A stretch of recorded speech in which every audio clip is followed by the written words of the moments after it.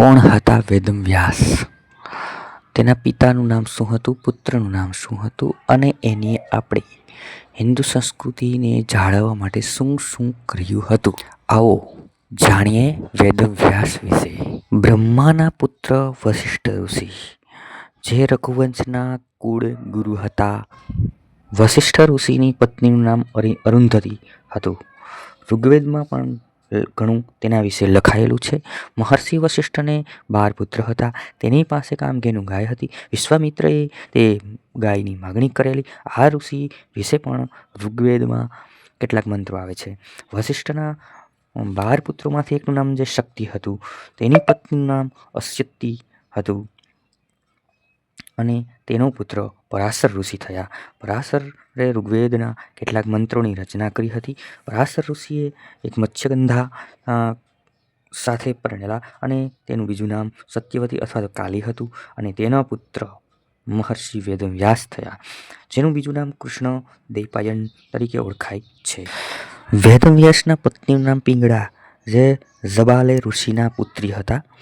વ્યાસજીને એ વેદોના વિભાગો પાડ્યા. 4 વેદો, 18 પુરાણ, મહાભારત વગેરે વ્યવસ્થિત રીતે લખ્યા. આ બધું લખાણ દેવર્ષિ નારદ મુનિના કહેવા અનુસાર લખાયેલું. વ્યાસજીના પુત્રનું નામ શુકદેવ હતું. મિત્રો, આ ઉપરાંત ધૃતરાષ્ટ્ર, પાંડુ, વિદુર એ પણ તેના જ પુત્ર હતા. ચાલો હવે એના વિશે થોડીક ઊંડાણપૂર્વક માહિતી મેળવીએ. પહેલા જાણીએ રાજા શાંતનુ. શાંતનુ રાજા કોણ હતા? તેના પહેલા પત્નીનું નામ ગંગા અને તેનો પુત્ર ભીષ્મ પિતામહ થયા. હવે બીજા પત્ની કે જે પરાશર ઋષિના પત્ની હતા તે સત્યવતી. સત્યવતીએ રાજા શાંતનુ સાથે લગ્ન કરેલા. રાજા શાંતનુ અને સત્યવતી ના પુત્ર વિચિત્રવીર્યની પત્નીનું નામ અંબિકા અને અંબાલિકા હતું. પરંતુ વિચિત્રવીર્ય ક્ષય રોગથી મૃત્યુ થાય છે. ત્યારબાદ ભીષ્મ પિતામહના કહેવાથીને વ્યાસજી અને વિચિત્રવીર્યની પત્ની અંબિકા દ્વારા ધૃતરાષ્ટ્ર અને અંબાલિકા દ્વારા પાંડુ અને વ્યાસજી તથા જે અંબાલિકાની દાસી હતી તેના દ્વારા વિદુરજી થયા. ધૃતરાષ્ટ્રની પત્ની ગાંધારી, જે ગાંધાર દેશના રાજા સુબલની પુત્રી હતી. તેમને 100 પુત્ર હતા. એમાં મુખ્ય દુર્યોધન હતા. હવે પાંડુ રાજા કે જેની પત્ની કુંતી, જે ભગવાન શ્રી કૃષ્ણના ફોઈ થતા હતા. તેનું મૂળ નામ પૃથા હતું કે જે શૂરસેનની પુત્રી હતી. શૂરસેને કુંતી ભોજ રાજાને દત્તક દીધેલી.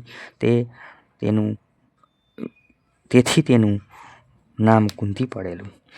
દુર્વાસા ઋષિએ માતા કુંતીને એક મંત્ર આપેલો કે જે મંત્ર સાચો છે કે ખોટો છે એવું જાણવા માટે તેમણે ભગવાન સૂર્યદેવનું આહ્વાન કરેલું અને તે મંત્ર પ્રમાણે કૌમાર્ય અવસ્થામાં જે તેને પુત્ર થયું તેનું નામ કર્ણ હતું. હવે જે બીજા પુત્ર થયા તે પાંડુ રાજા સાથે લગ્ન થયા બાદ, પરંતુ પાંડુ રાજાથી તે ઉત્પન્ન થયેલ ન હતા. માતા કુંતીએ યુધિષ્ઠિરને ધર્મરાજાના આહ્વાનથી ઉત્પન્ન કર્યા અને ભીમને વાયુદેવના આહ્વાનથી, અર્જુનને ઇન્દ્રદેવના આહ્વાનથી, એટલે કે અર્જુન ઇન્દ્રદેવનો અંશ છે, ભીમ વાયુદેવનો અંશ છે અને યુધિષ્ઠિર ધર્મરાજાનો અંશ છે. અને પાંડુ રાજાની બીજી પત્ની, એનું નામ હતું માદ્રી. તેના દ્વારા સહદેવ અને નકુલ 2 પુત્રો ઉત્પન્ન થયેલા. પાંડુ રાજાનું જ્યારે મૃત્યુ થયું ત્યારે તે માદ્રી પણ સતી થયેલ અને સહદેવ, નકુલ તે પણ અશ્વિની કુમારો દ્વારા ઉત્પન્ન થયેલા.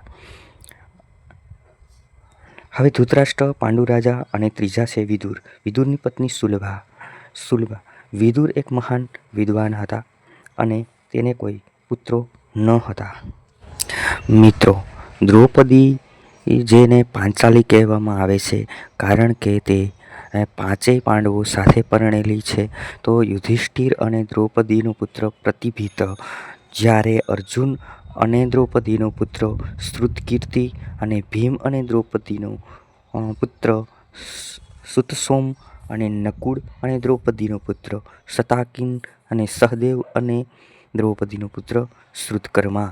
હવે અર્જુનની બીજી પત્ની સુભદ્રા જે ભગવાન કૃષ્ણની બહેન જેના દ્વારા અભિમન્યુ નો જન્મ થયો, અને ત્રીજી પત્ની ચિત્રાંગદા જેનો પુત્રનું નામ બભ્રુવાહન અને એક નાગકન્યા જેનું નામ ઉલુપી હતું, એનો પુત્ર ઈરાવાન હતું. દ્રૌપદી સિવાય ભીમની બીજી પત્ની હિડમ્બા કે જેનો પુત્ર ઘટોત્કચ હતો. તો મિત્રો, આજે આ વિડીયોમાં આટલું ઘણું. ફરી મળીશું પાર્ટ 4માં જાણવા જેવી કંઈક નવીન વાતો સાથે. જય હો સનાતન.